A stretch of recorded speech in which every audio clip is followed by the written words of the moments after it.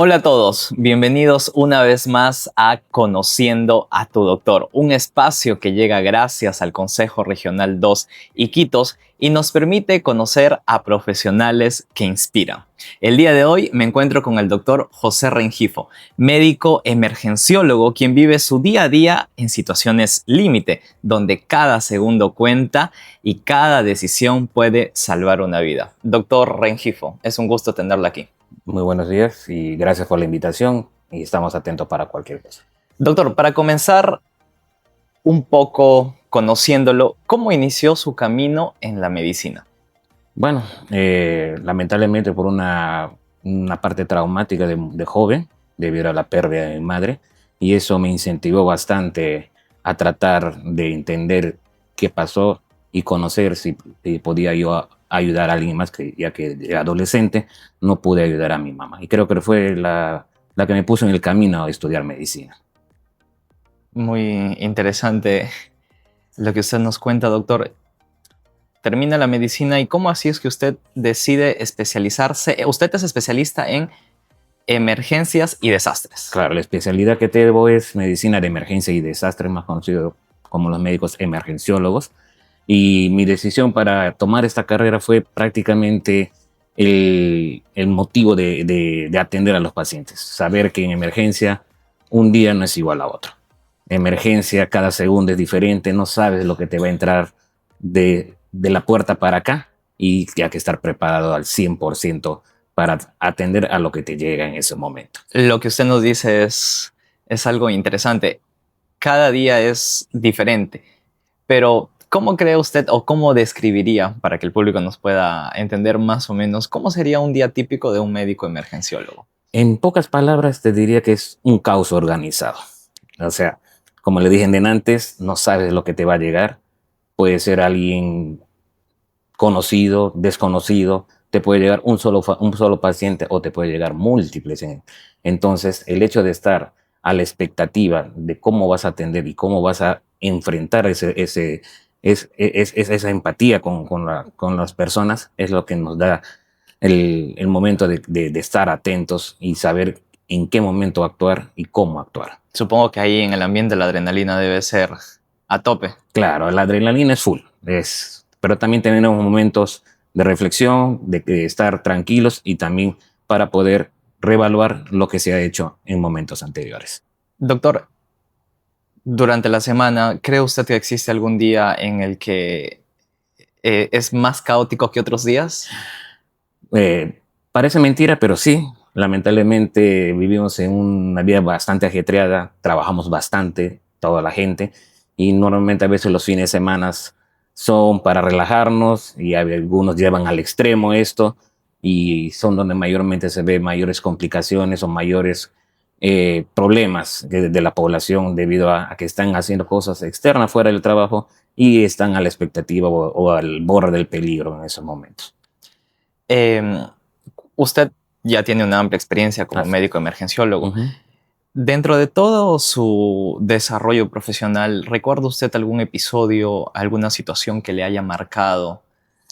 En sí, más que algo específico, es en forma general. Yo creo que hasta el momento, a pesar de haber visto de todo en los servicios de emergencia, el principal problema siempre es ver cuando la víctima es joven o cuando el paciente que necesita es un adolescente, es un niño.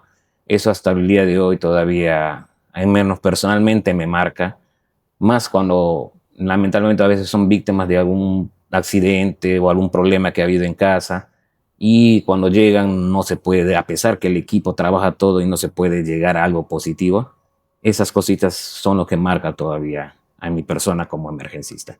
Sabemos pues que cada segundo cuenta, ¿no? Como lo dijimos al principio, cada minuto, cada segundo y cada decisión puede decidir si se salva la vida o no del paciente en este caso.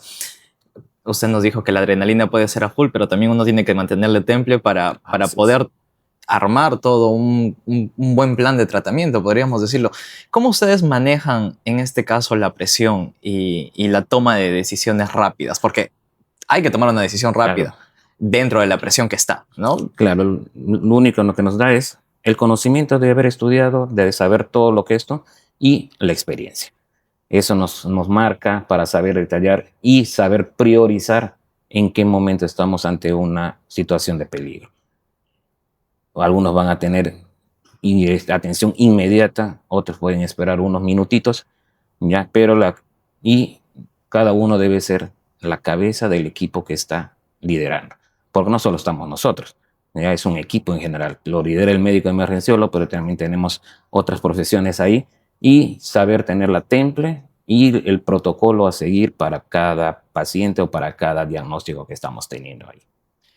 Em, ¿Qué es lo que usted consideraría indispensable para un buen médico o para que uno sea un buen médico emergenciólogo? Lo principal, conocimiento, eso, el estudio de todos estos años, tanto de la medicina y después de la especialidad que nos va a dar, la experiencia que vamos a tener, saber trabajar en equipo, porque uno va a liderar a todas las personas que están en el equipo de trabajo de emergencia, porque como dije antes, no solamente es uno, es todo, y uno tiene que llevar las riendas de lo que se le va a hacer a un solo paciente o a veces a múltiples pacientes en el mismo instante.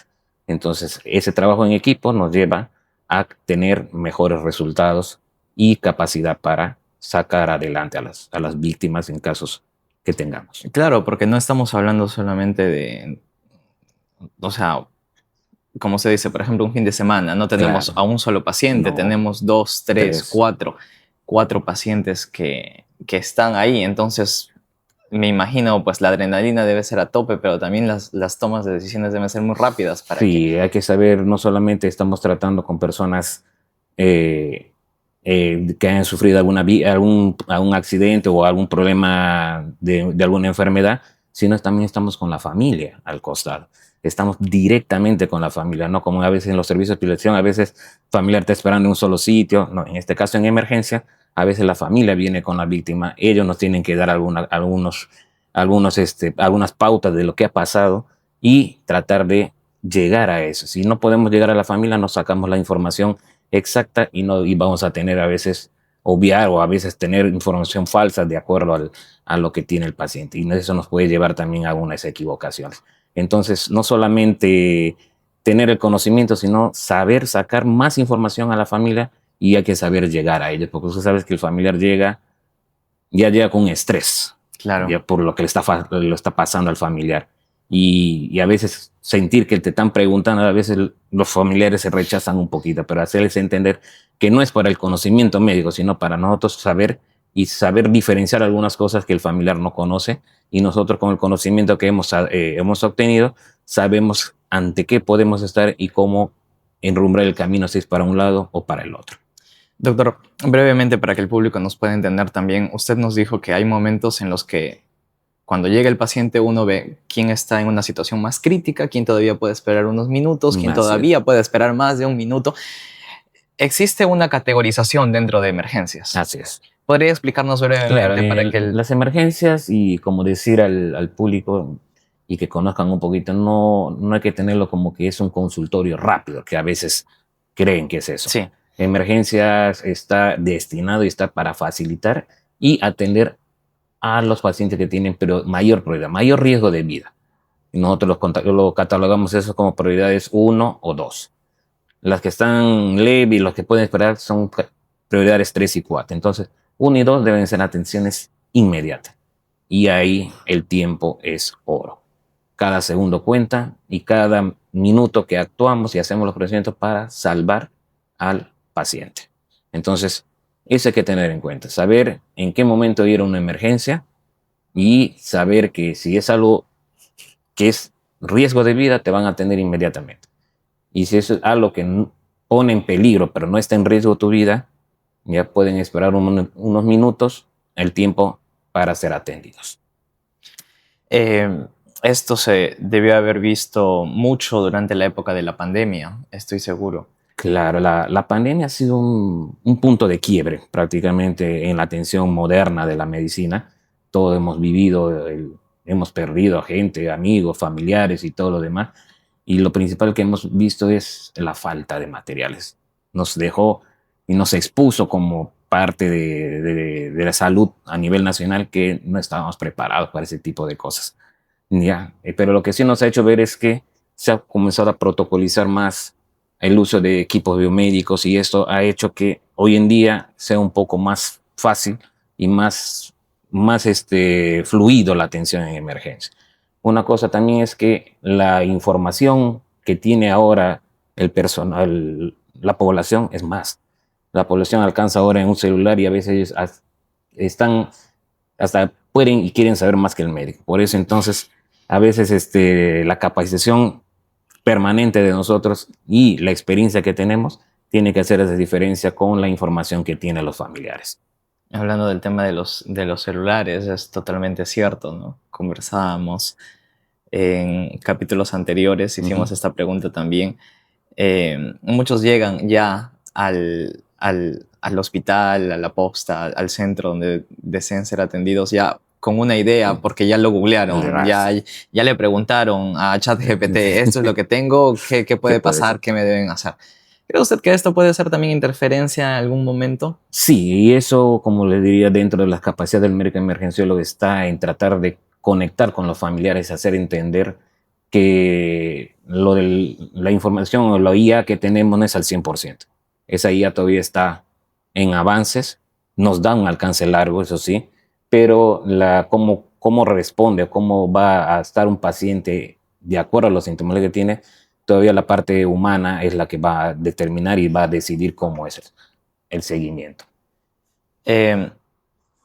Doctor, porque, a ver, usted nos menciona la parte de las emergencias, bueno, ustedes cubren una parte, ¿no? La atención dentro ya del hospital, pero ¿qué errores comunes cree usted que comete la gente antes de llegar a la emergencia? Dos cosas bien polarizadas en la parte de la población. Uno es el hecho de querer saber todo y llegan al problema de la automedicación.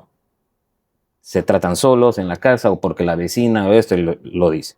Y lo otro, que sabiendo que tienes un problema o sospechas que ya tienes algún problema, estás con síntomas y la palabra clara, ya me va a pasar. Entonces se toma tiempo valioso y cuando ya empieza la parte mucho más aguda de esa, es donde decidimos ir a emergencia y a veces lamentablemente llegamos o al límite o ya en un tiempo muy pasado y hace que a veces nosotros no podamos dar la solución que necesita el familiar. Hace poco, doctor, en el colegio médico, aquí se abrió un curso, Emergencias y Desastres. ¿Ustedes como emergenciólogos se capacitan constantemente? Claro, tenemos una capacitación constante. La situación nos amerita a estar capacitándonos en cada momento porque como la medicina va cambiando. La atención de emergencia hace 10 años no es la que es ahora. Antes, hace 10 o 15 años no se oía de los médicos emergenciólogos. Ahora el médico emergenciólogo es el que encabeza y debe encabezar todas las emergencias de los hospitales a nivel nacional. ¿Por qué? Porque es el médico que está capacitado para atender todas las patologías médicas en su fase aguda. O sea, nosotros somos la primera línea de defensa para que después el cardiólogo, el cirujano, los mismos de cuidados críticos puedan ya completar el tratamiento. Si nosotros no hacemos bien las cosas, ellos no van a tener pacientes que más salvar. Doctor, ¿y cree usted que existe una diferencia entre un médico emergenciólogo, por ejemplo, de Iquitos, como un médico emergenciólogo de Lima? Le pongo un ejemplo. Aquí en nuestra región, por el área que vivimos, las emergencias pueden ser tal vez una picadura de serpiente, no sé, un roce con alguna anguila en el río, no sé, ese tipo de situaciones que tal vez tú no las ves en una ciudad como Lima, ¿no? Claro. Sí. Entonces, ¿cree usted que existe una diferencia entre...? Sí, ahí es por el mismo hecho a lo que estás más expuesto. En este caso nuestro, tenemos politrauma, que son accidentes, mordeduras de animales ponzoñosos que tenemos de todo tipo, desde insectos hasta víboras y todo lo demás. Entonces el manejo es más fluido con nosotros, el conocimiento es más fácil. En cambio, en otras zonas van a tener diferente a lo nuestro. Entonces es un conjunto de estar. Y por eso es el hecho de estar en constante capacitación. Saber, porque ahora ya no tenemos solamente lo que tenemos en nuestra región. el hecho de estar moviéndonos por todos lados, tenemos gente de otras áreas, de otros continentes, con otras patologías. Entonces siempre debemos estar atentos y constantemente capacitados sabiendo qué tipo de paciente. Como te decía en el inicio, no sabes lo que te va a atravesar la puerta de emergencia. Puede ser alguien local, una persona de la ribera, un extranjero, y nosotros tenemos que estar en la capacidad de atender. Otra cosa que puede ser un poco diferente es la tecnología. Lamentablemente, al 100% de nuestros hospitales no estamos a la vanguardia de lo que están otros hospitales en Nido por la tecnología, por muchas cosas, ¿no? Ya entra la parte política eso. Creo que eso es la diferencia, nomás que si tuviéramos todos los equipos ya, haríamos más de lo que ya estamos haciendo ahora. Pero, disculpe, doctor, ¿cuántos años tiene usted trabajando ya como médico emergenciólogo? Ya estoy desde 2007. De 2007. Ok, usted estuvo pues una época antes de la pandemia y una época después de la Así pandemia. es. ¿Hubo un cambio en la forma de atención, en los equipos que se usaron? Claro, y como te Eh, dije, ajá, te dije en antes, el principal es el uso de equipos biomédicos, el uso de la protección de los equipos de protección personal, que antes se daba, pero no se cumplía. Post pandemia o durante la pandemia, los equipos de protección personal fueron indispensables y ahora y en menor cantidad se está teniendo en cuenta que los servicios críticos, y dentro de ellos está emergencia, todo el personal de salud debe estar con un protocolo muy seguido para evitar, uno, que somos los que vamos a atender, no ser después paciente mismo. O sea, nosotros debemos estar en la línea de atención y no pasar a ser paciente como sucedió lamentablemente en la pandemia, donde hemos tenido muchos colegas que lamentablemente, estando en esa línea de acción, lamentablemente fallecieron, ¿no? Doctor, hablando ya de las capacitaciones, ¿cree usted que es indispensable que este tipo de capacitaciones se extienda a otras áreas o a otro tipo de profesionales, como por ejemplo los que prestan la atención rápida, como el serenazgo, Uh -huh. policía? Hace poco nomás le comento, estaba transitando por una calle de la ciudad y nos cruzamos con un accidente. Llegó serenazgo, eran 4 personas que habían sufrido un choque múltiple y la atención o la forma de tratar de llevar mientras esperaban a los servicios médicos, pues no, tal vez no era la adecuada o no había, no se sabía cómo ¿Cómo seguir. hacer? ¿Cree usted que es indispensable poder? Sí, definitivamente la atención, a eso se llama en medicina de emergencia y desastre, es la atención extrahospitalaria. Debemos tener, y no, en Lima ya se está haciendo un poco más en conjunto, pero todavía hay divorcio entre entidades, más que todo entidades de salud, policía, serenazgo, esas cosas, no se ha integrado todavía, pero lo ideal es tener un grupo extrahospitalario. ¿Qué significa? Que ante un accidente, los que tienen que entrar a tallar son los equipos de salud. Ya sea equipo de salud, llámese SAMU, llámese bomberos, llámese policía, ¿ya? Todos deben tener y saber qué es lo que deben hacer en caso de una situación de accidente o una situación de accidente masivo, que normalmente eso es lo que se va a dar externamente. Entonces, debemos tener un protocolo de atención para que no sea la persona de a pie el que atienda, el que trata de ayudar con lo que puede, porque en vez de ayudar a veces está hace un poquito más de daño. Entonces debe ser el personal equipado, capacitado, el que debe llegar primerito ahí, sea bombero, serenazgo, policía o el SAMU. Entonces, esa diferencia es la que se tiene que acortar. Nos falta todavía eso. Todavía nos llegan accidentados en motocarros, nos llegan en el carro del serenazgo y lo han levantado sin los criterios necesarios. Entonces, sí es primordial que las capacitaciones, el conocimiento debe llegar a todos, sin ninguna distinción. Claro, mm, también pues hablando, ¿no? Por ejemplo, de las personas que vienen de las riberas, que la atención es diferente, eh, los accidentes que sufren son diferentes, entonces siempre hay que tener por ahí un poquito de criterio al momento de tratar. Claro. Atención, en nuestra región, lamentablemente, Loreto, casi todos los pueblos internos de nuestro departamento son muy alejados. Y la distancia se miden en tiempos y eso no tenemos cuando es una emergencia. Entonces se tiene que ver también ahí, protocolizar y ver cuál es la mejor manera y la mejor manera más rápida de tratar de atender a esos centros donde ocurran, si es lejano a una ciudad, para poder hacerlo en menos tiempo posible.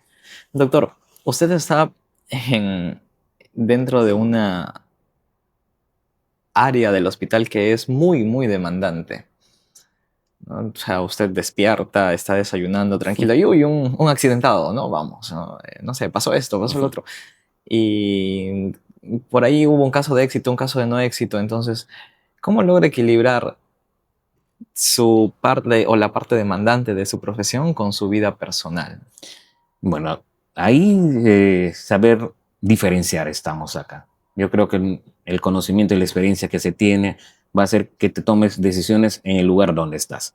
Y en el estado donde estemos, ya sea el hospital o la casa, separar la persona del médico. Si no has estado internamente bien preparado, no vas a poder hacerlo eso. Entonces, en el hospital eres el médico, el que encabeza la emergencia, y cuando sales de esas cuatro paredes, eres el padre de familia, el hermano, el hijo, el padre. Entonces, esas dos cosas no deben juntarse. Y tener que en sus momentos, en el hospital, a carta cabal con toda la preparación que has tenido, y cuando sales de eso, ser el padre amoroso, el tío, el hijo y todo lo demás, y disfrutar tu tiempo libre, no mezclarlos esos de ahí. Durante todo este tiempo de desarrollo profesional que usted ha tenido, ¿le ha tocado en algún momento atender a alguna persona conocido, familiar? Porque las emergencias pasan cuando uno no lo sabe muchas veces, ¿no? Y qué tal aparece alguien y es alguien conocido, es el vecino, es el tío, es el primo. ¿Le ha tocado vivir esa situación? Sí, sí, lamentablemente, y con buenas y malas noticias, en algunas hemos podido salvar la vida de amigos de barrio que han tenido problemas de infartos, estas cosas, pero también en otras, lamentablemente, accidentes que eran conocidos, que lamentablemente, a pesar del trabajo en equipo que se ha tenido, no se ha podido salvar. Pero como te digo, la resiliencia que tenemos hay que darle para saber salir rápido, y la adaptabilidad del personal para poder dar el siguiente paso y seguir. Se ha hecho lo posible, entonces estar preparados para el siguiente siempre. Doctor, esta es una pregunta un poco más personal, ya A ver, acercándonos al digan. final de nuestra entrevista que le hacemos a todos nuestros Ajá. invitados. ¿Por qué medicina? La pregunta del millón. ¿Por qué medicina?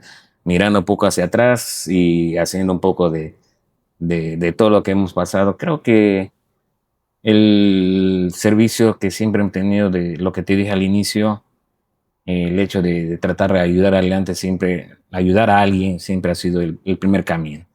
Y medicina tiene esto, el conocimiento y el hecho de tratar de salvar al prójimo, de ayudar al prójimo. Creo que esa combinación ha hecho para tomar la decisión de que medicina es la especialidad o la carrera que quería seguir, porque estaba con mis pensamientos de joven, y que ya hoy en día, hasta el día de hoy, sigue siendo eso.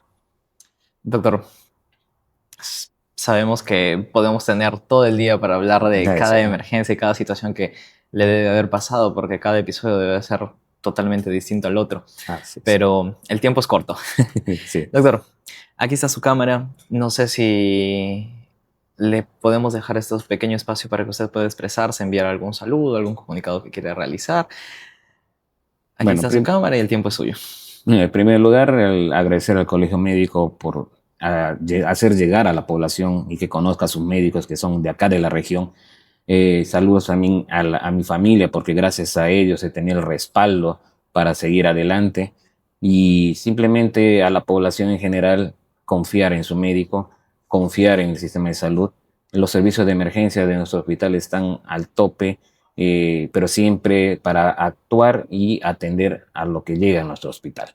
Siempre con lo que tengamos a la mano, y simplemente a la población es que se cuiden, que hagan la prevención como primer plano, no esperar hasta el último, y simplemente cuidarnos para seguir adelante.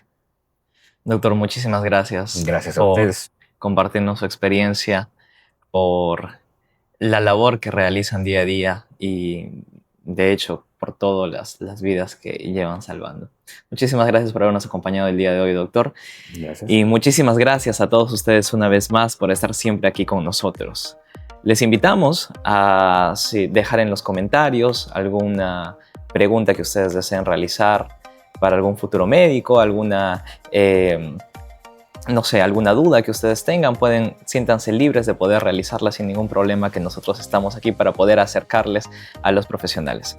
Ha sido un gusto. Nos vemos en un próximo episodio más de Conociendo a tu Doctor. Hasta pronto.